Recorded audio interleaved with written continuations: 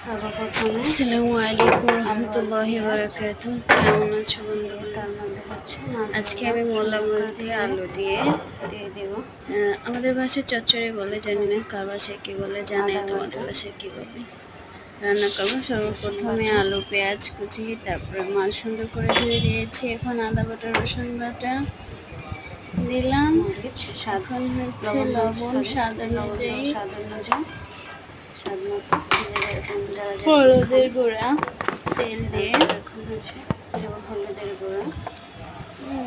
গুঁড়া তেল দিয়ে একটু হাত দিয়ে মেখে নেব।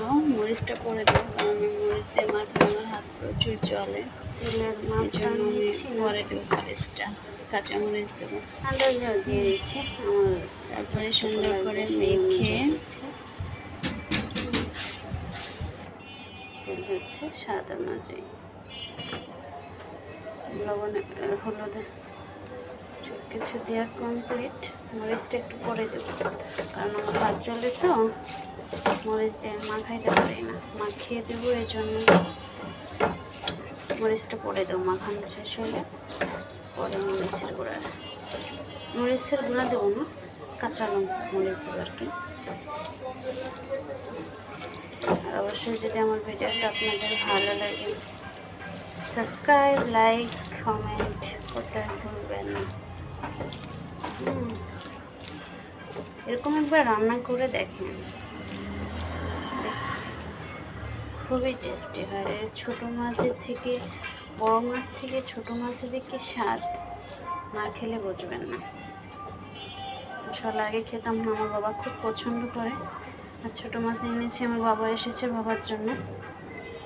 আমার বাবা আসলে বলে ছোট মাছ খেতে খুব লাইক করে, তো সব বাবার জন্য ছোট মাছ এনেছি।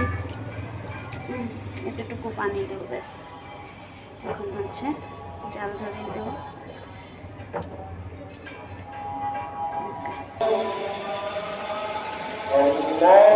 দেখো গাইস, ফাইনাল লুক কত লবণীয় হয়েছে।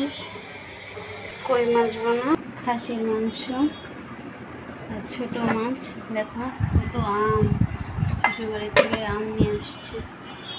আচ্ছা, এই হচ্ছে আজকে দুপুরের খাবার। তো ভালো থাকো, সুস্থ থাকো, সকালে আমার জন্য দোয়া করো। আমি অসুস্থ থাকার কারণে এখন হচ্ছে নিয়মিত ভিডিও দিতে পারছি না, সো আমার জন্য খাস করে একটু দোয়া করো সবাই।